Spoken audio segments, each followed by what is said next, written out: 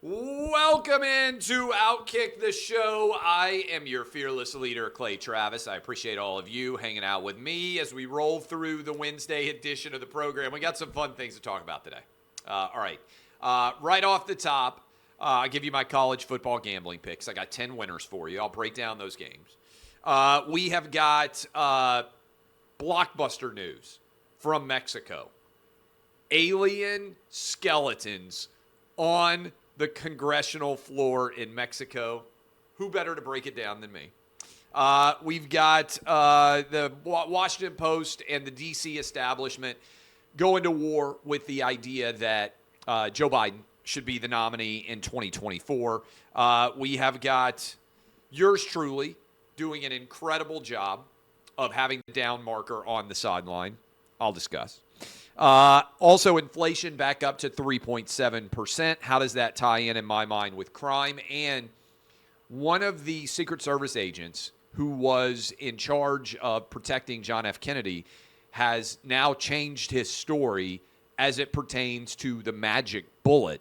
I think it is super fascinating to analyze that. Mitt Romney not running for the Senate. We will talk about that for Utah. But let's start off right now with making you money. And my effort, as always, is to get you rich. Last week did not go well. Week 1, well. Week 2, not so well. I am now 17-15 on the year. Having given out, what's the math on that? 32 picks. Here are my 10 winners. Start on Friday night. Virginia, Maryland. This should be an ACC battle. When I was in college, for much of the lives of many of you watching or listening now, Virginia, Maryland was an ACC battle. Then Maryland joined the Big Ten, and now it is ACC versus Big Ten. I love the over here, all right? The over is going to hit. Virginia can't stop anyone. They are sitting at 0-2. Maryland offensively not bad. I look at this number and I think to myself, what in the world could odds makers be thinking? I'm on the over. Let's get started with the win on Friday night. LSU at Mississippi State. Do you know what today is? What happened 15 years ago in the world of sports? One of the most beautiful football games in the history of the Southeastern Conference. Beauty, of course, in the eye of the beholder. If you had the under, it's one of the most beautiful games you've ever seen. 3-2, Auburn beat Mississippi State in Stark Vegas on what I remember to be a very rainy, I think it was like a Thursday night. 3-2 was the final. Auburn got it done. Not very often you win with 3 points. But held them to a safety. They won 3-2. LSU is headed to Stark Vegas this weekend. Mississippi State, 10-point underdogs at home. I'm on the Bulldogs. State's won by 10, lost by 3, lost by 15 in the past 3 years. And that last year beat was a tough one. Stark Vegas, 3 of the last 4, they've covered this number, including an outright win. I'm taking Mississippi State, Klanga, grab the cowbells, plus 10. Penn State at Illinois, the over 48. You know, Penn State has scored 30 or more points 9 straight games. I feel very good about penciling in 35 for Penn State in this game at Illinois. Meanwhile, Illinois has given up 28 to Toledo, 34 to Kansas. But they've scored as well.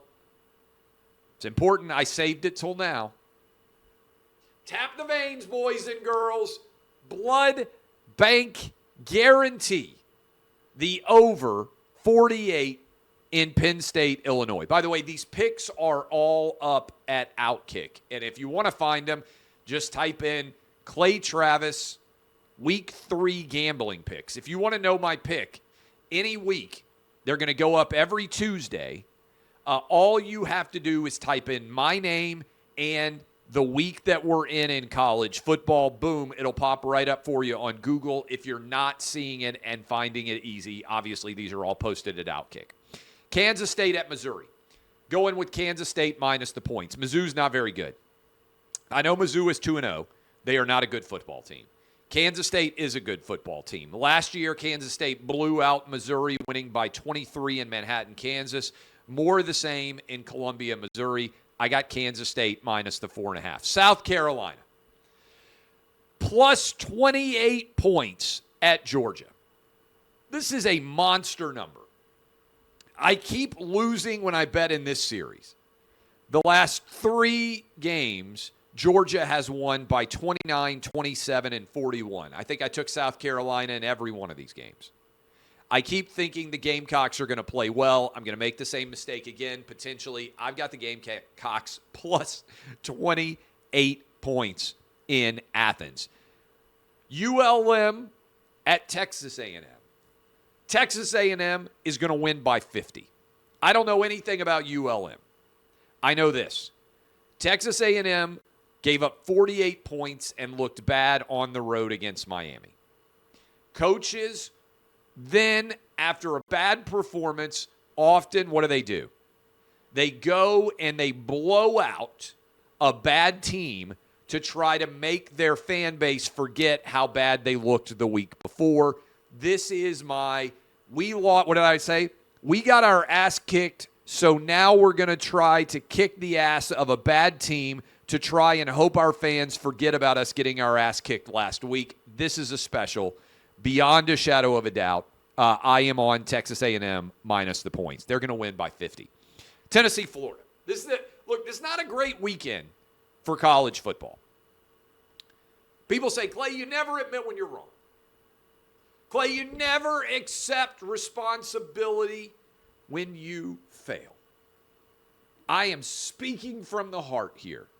I have lost 643 consecutive bets in the Tennessee-Florida rivalry.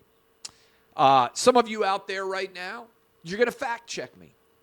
Maybe CNN, maybe Media Matters, maybe Mediaite. They're going to say, Clay, Tennessee and Florida have not played for 643 years. You're telling me that this series started in 1380? Yes, I am. And I'm telling you that ever since 1380, I've been wrong. It doesn't matter what I bet. I even sometimes bet this game over the last 20 years in the same way that I parent. Not by making my own choice, but by trying to leave my brain and think as if I were my wife. Every married man out there right now, especially if you have kids, but even if you don't have kids.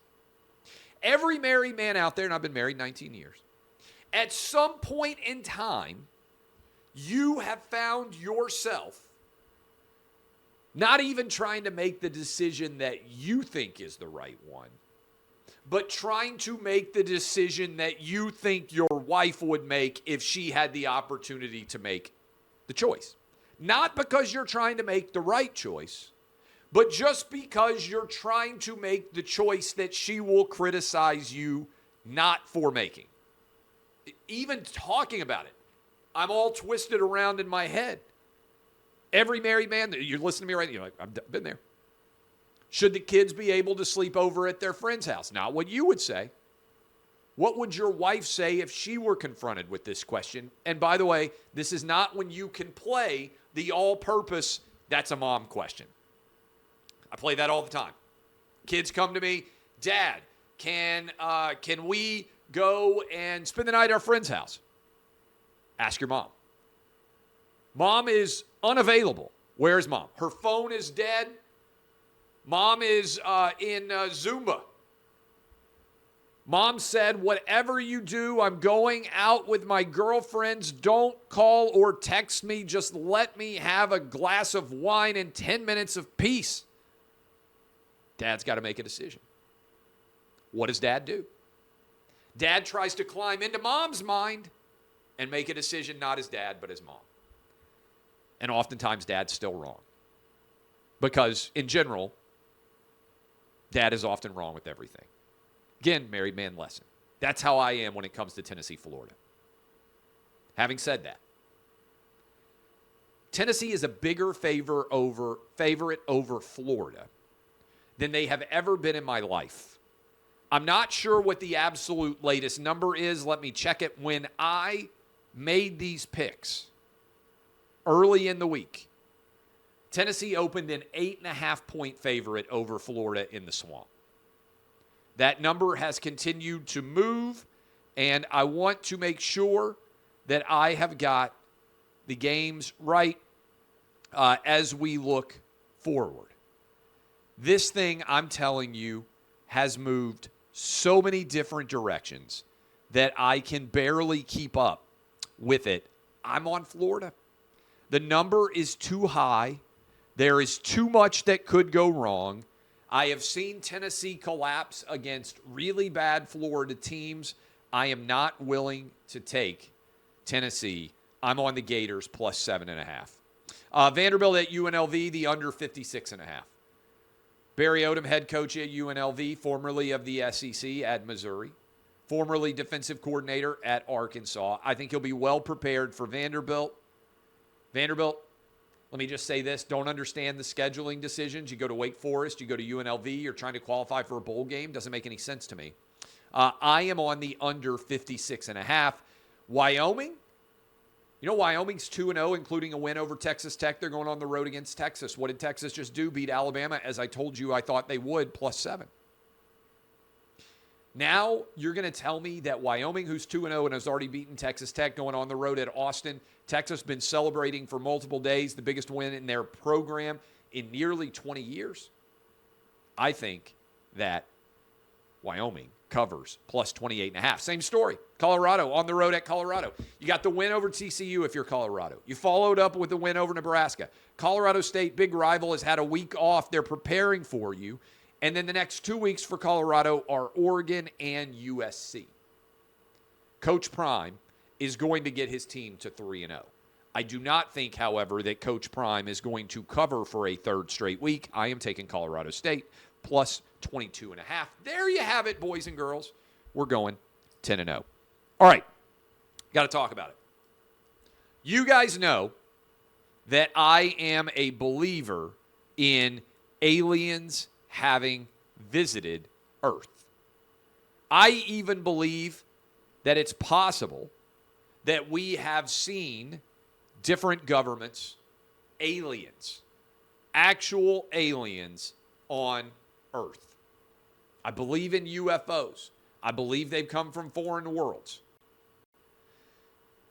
Having said that, I don't think that Mexico suddenly showed us 2 different 1,000-year-old extraterrestrials. If you haven't seen it, you think the American Congress is crazy.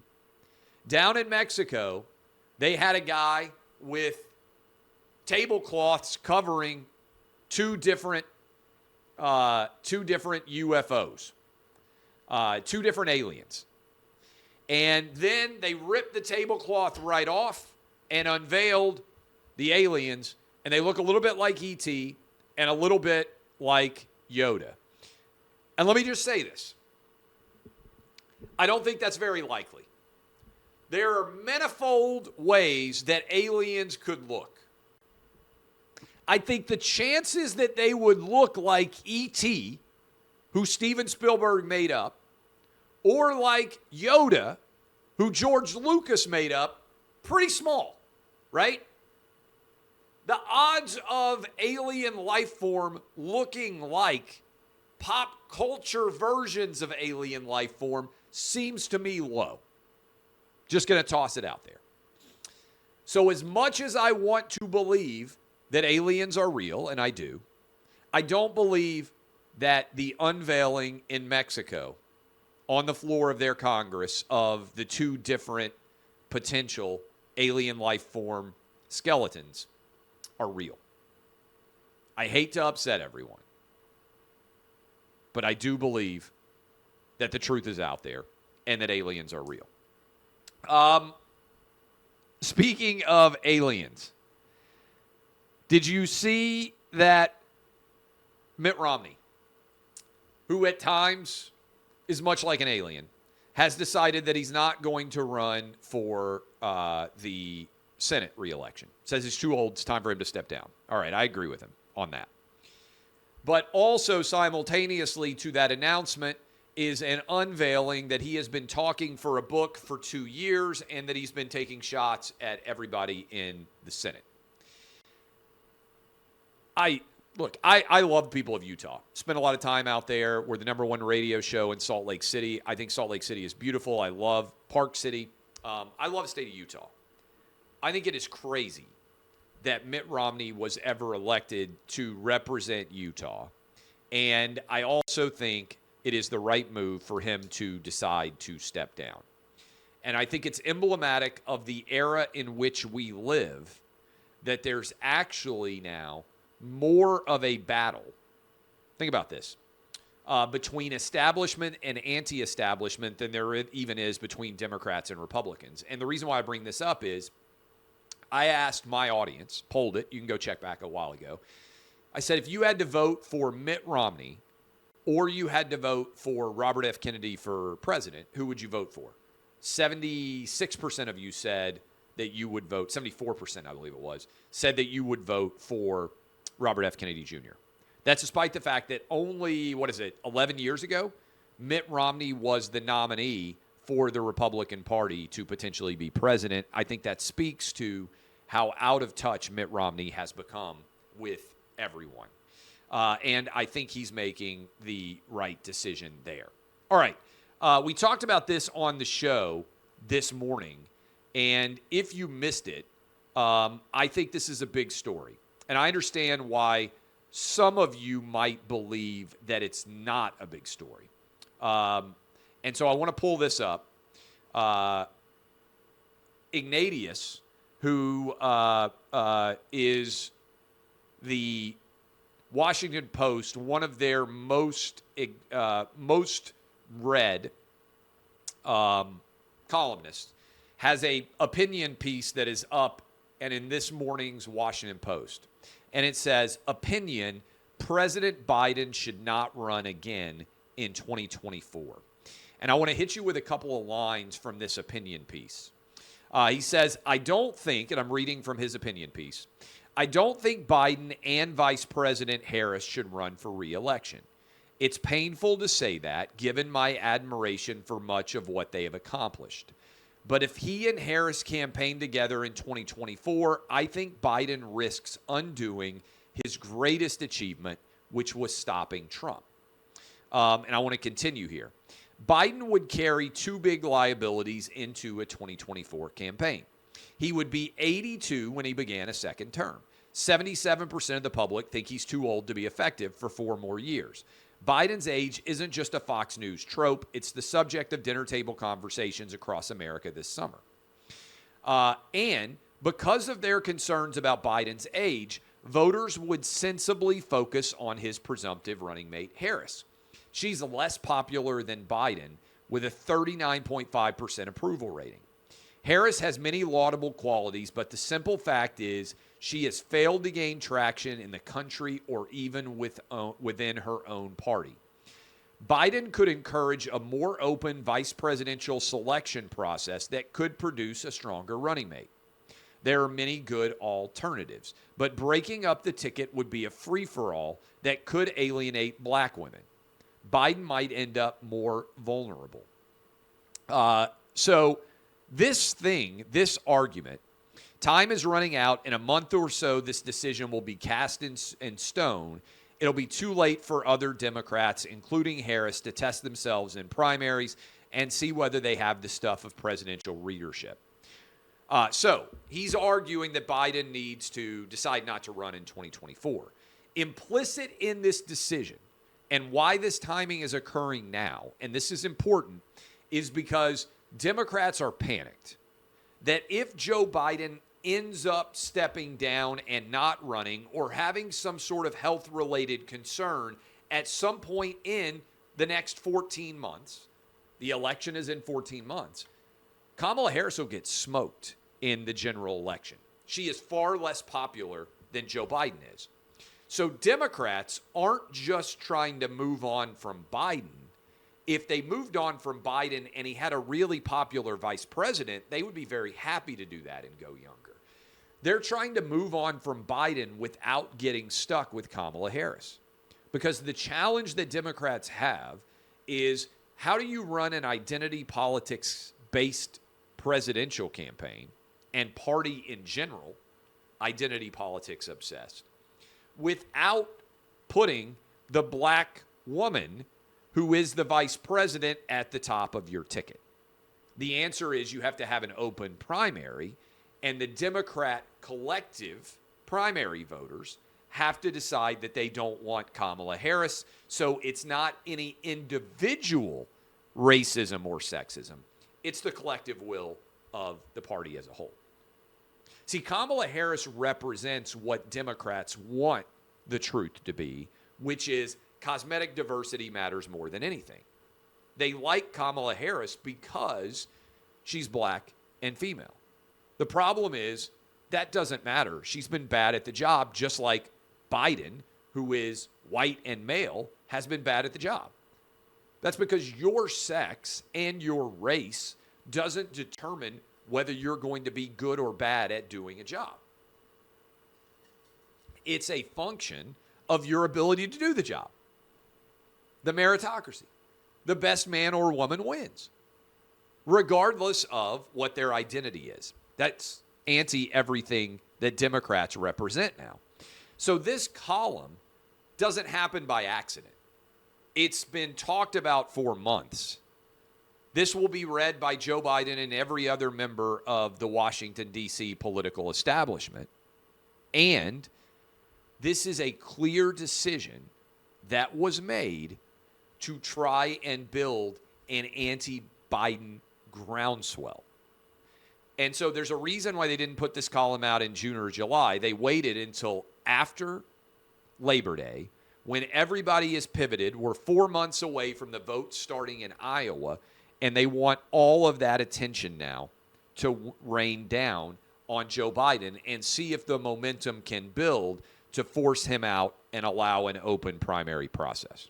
A couple of other stories that I want to make sure that I hit. Inflation, new reading, 3.7%. I talked about this on Clay and Buck, but I think this is important. 3.7% inflation is measured based on last year, right? And month-to-month growth and everything else. But it's important to recognize the 9% inflation is baked in forever, right? If you're out there and you are thinking to yourself, boy, it seems like I have less money in my wallet than I used to have in my wallet, that's not your imagination. That's true. Since Joe Biden entered into office, everybody has gotten a pay cut because inflation has grown faster than wages have. So if you go to the grocery store and you're paying way more, it's because that inflation doesn't get dialed back. The double-digit inflation of last year is now baked in.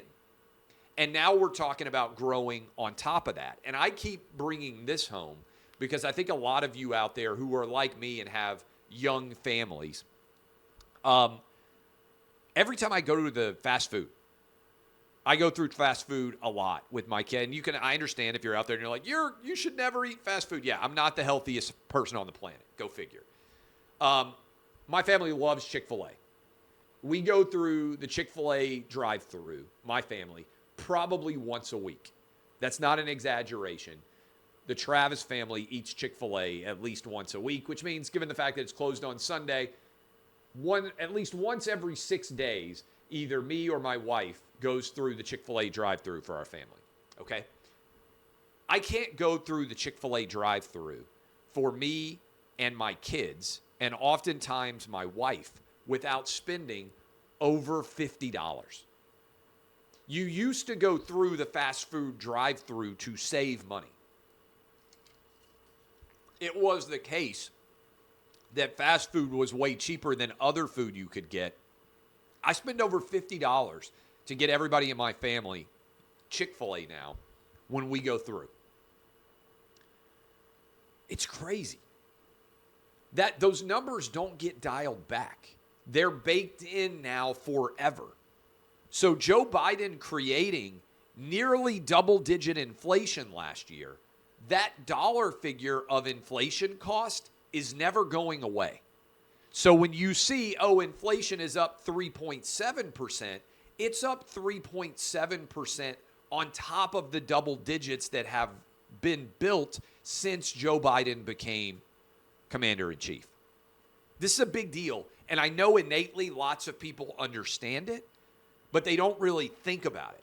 That double-digit inflation is locked in now forever. You don't ever get that back. And now we're still building 3.7% on top of it. So if you're going to the grocery store, if you're going through the Chick-fil-A drive-thru like I am once a week, the cost is crazy.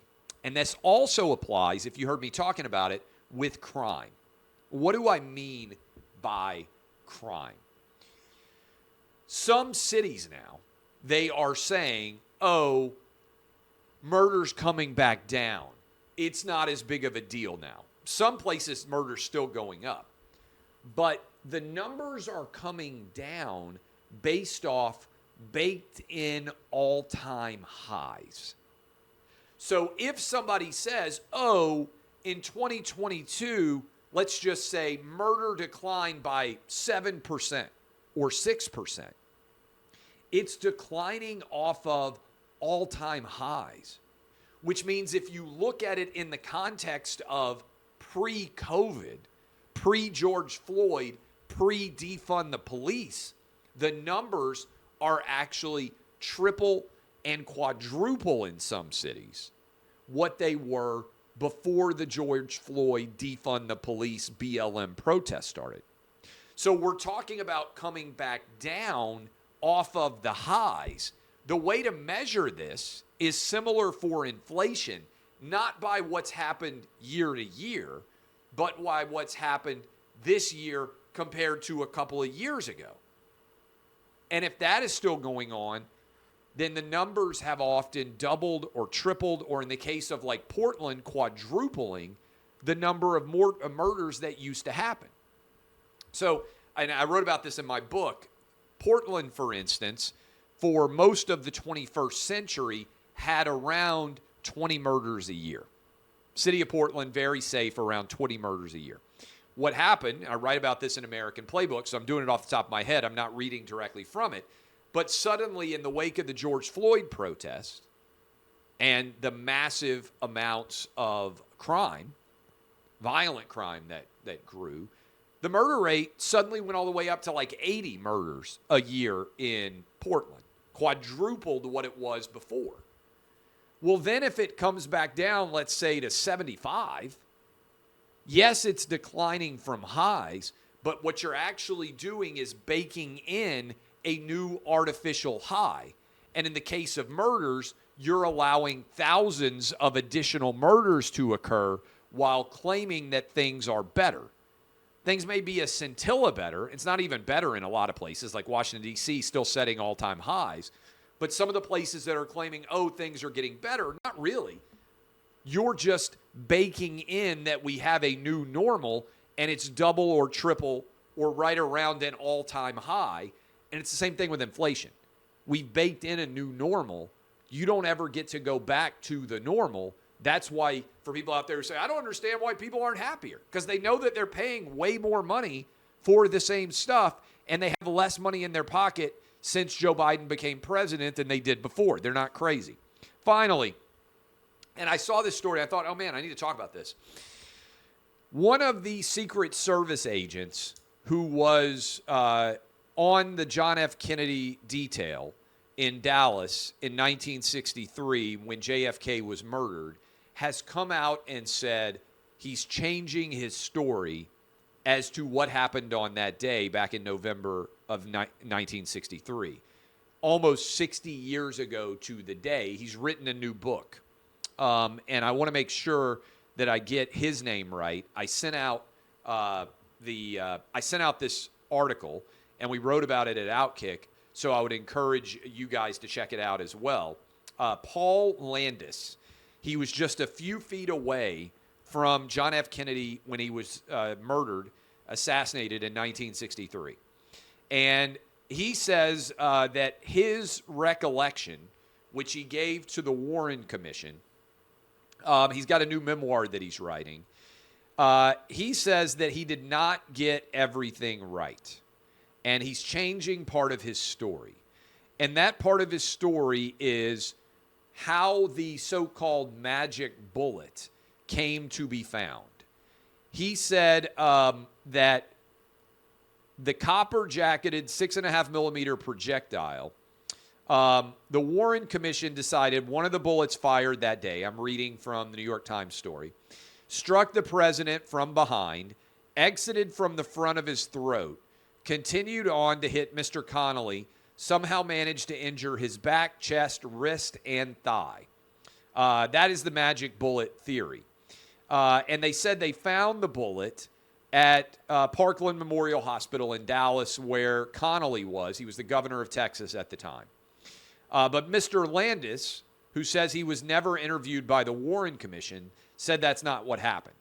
In fact, he said he found that bullet, and he found it not in the hospital near Mr. Connolly, but in the presidential limousine lodged in the back of the seat behind where Kennedy was sitting.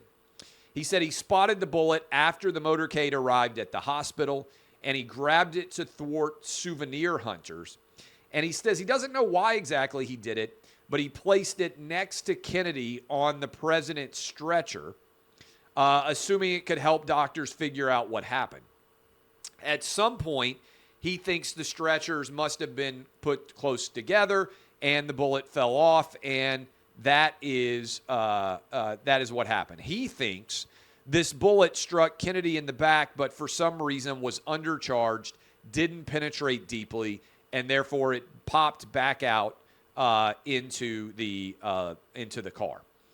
And he says he always believed Lee Harvey Oswald was the lone gunman, but now, at this point, I'm beginning to doubt myself. Now I begin to wonder. That's as far as he will go. This guy was in his 20s when this all happened.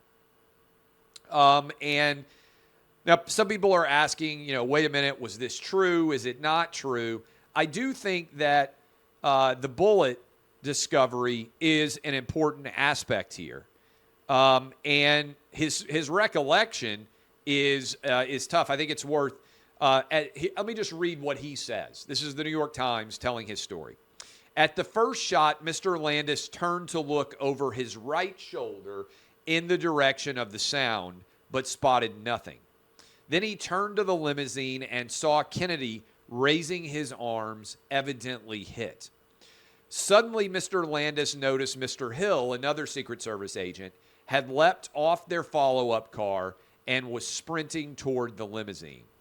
Mr. Landis thought about doing the same, but he didn't have an angle. He said he heard a second shot that sounded louder, and finally the fatal third shot that hit Kennedy in the head. This is gross. Mr. Landis had to duck to avoid being splattered by flesh and brain matter. He knew instantly the president was dead. Mr. Hill, now on the back of the limousine, turned back and confirmed it with a thumbs down. Once they reached the hospital, Mr. Hill and Mr. Landis coaxed the distraught First Lady to let go of her husband so he could be taken inside. After they exited the car, Mr. Landis noticed 2 bullet fragments in a pool of bright red blood. He fingered one of them but put it back. That's when he said he noticed the intact bullet in the seam of the tufted dark leather cushioning. He said he slipped it into his coat pocket, headed into the hospital, where he planned to give it to a supervisor, but in the confusion, instinctively put it on Kennedy's stretcher instead. The hospital's senior engineer later found it when he was moving Mr. Connolly's stretcher, by then empty, and bumped it against another stretcher in the hall, resulting in the bullet falling out. Again, I just think this is an interesting story. Will we ever know the full story of what happened with the Kennedy assassination? I don't know. But the fact that nearly 60 years after the fact, a Secret Service agent who was there is now changing his story about what happened with that so-called magic bullet, I thought was worthy of discussion. All right. Tomorrow, I will give you the OutKick six-pack. I will get you all prepared for the NFL weekend to come. I appreciate all of you. DBAP, unless you need to SBAP. This has been OutKick, the show.